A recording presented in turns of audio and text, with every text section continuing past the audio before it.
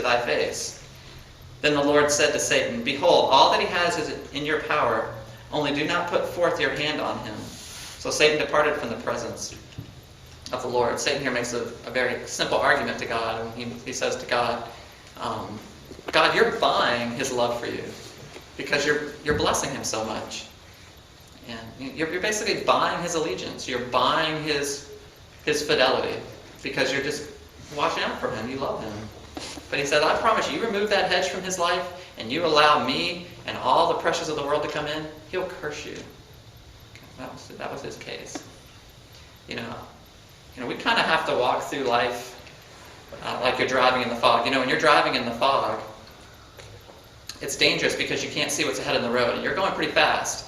You know, if you're going on a side road, you're probably going 45 or 50, and you can't see far enough ahead of you that if there was something in the road that you could stop in time once you were able to see it. And that's how our life is. We cannot see what's going to happen tonight. We cannot see what's going to happen tomorrow morning. But we're hurtling through life whether we like it or not. We're flying along.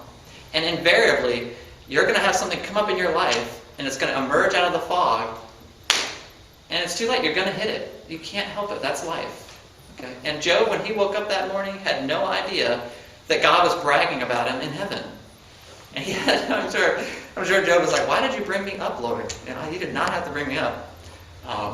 He didn't know that was happening. And he didn't know that God was making a deal with the Lord, with Satan, where, he was going to allow him to bring a lot of pain and suffering into his life. He had no idea about all that. And you don't either. You don't know when that stuff's going to happen in your life. You really don't. And so, because we have low visibility, because we do not know what's going to happen, and because so much of our suffering is senseless, okay, that means that we cannot have a lack of faith. We must have faith then. Because invariably you're going to encounter something that does not make sense to you and that you're not prepared for. And that's what faith is for. When you encounter things that you're not prepared for and that you had no idea were coming and which don't make sense to you, that's when you have to have faith. Okay? You know, all suffering is ultimately our fault. And I understand that. Because of sin, we have corrupted this world, and every little thing that goes wrong is ultimately our fault. Because if we had not introduced sin into the world, it would be perfect. But also, I want you to understand, there is a lot of sin, though. There's a lot of suffering that takes place that does not make sense. Okay? There is no correlation to the way that you're living to what's happening to you. Okay? You need to understand that. Not every bit of suffering is causal. Okay? It doesn't make sense. And it's at this time that we must show faith in the author of our story. When something does not make sense to us, when suffering just comes out of nowhere and it's unclear why we have it, that's when you have to have faith in a sovereign Lord, the author of our story. Okay? That he knows what he's doing and what he's allowed to happen in your life. It's happening because he wants something to be accomplished through it. You know, I was going to say something. But you know, when you look at this story, look at what happened to the people around Job. You know, Job's wife, what did she do? She gave up, right? Job's wife gave up. She cursed God, and she told her husband to do the same thing. What did Job's friends do? Job's friends said, Job, something must be wrong with you. This would not be happening if you were not in sin. You need to identify what's wrong in your life and remove it. So they were ignorant too. But what about Job? Job, who is the real center of the story, what did he simply do?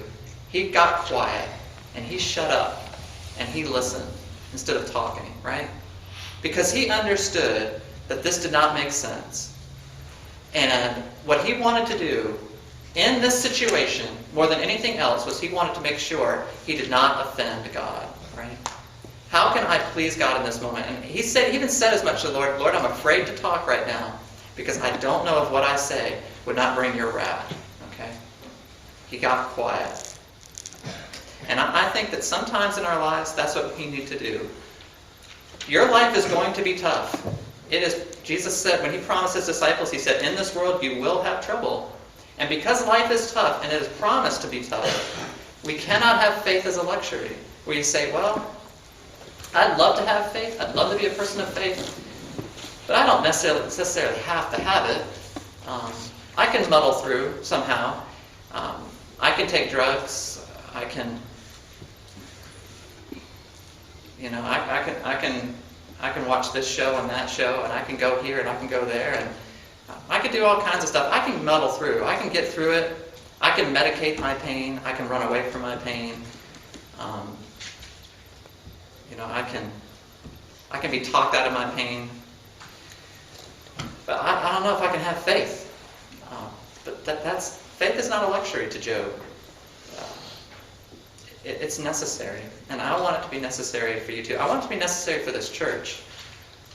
I trust what's going on here now, and I'm afraid to say this because I don't want to. What I was going to say before, I'm always a little wary of saying that I'm doing the Lord's will. I trust that I'm doing the Lord's will by resigning here and moving to work at the school in Massachusetts. That's what I believe is the Lord's will. I really do. I trust that. I also believe it's the Lord's will that I marry this girl.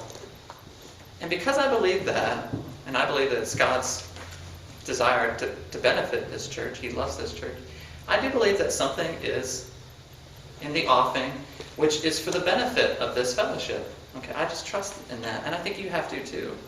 But that takes faith. Okay, and that faith, that kind of faith, is not going to be a luxury for us during this time. Well, I've got one final thing I want to say here, and that is, love is not a luxury when your life is required. Love is not a luxury.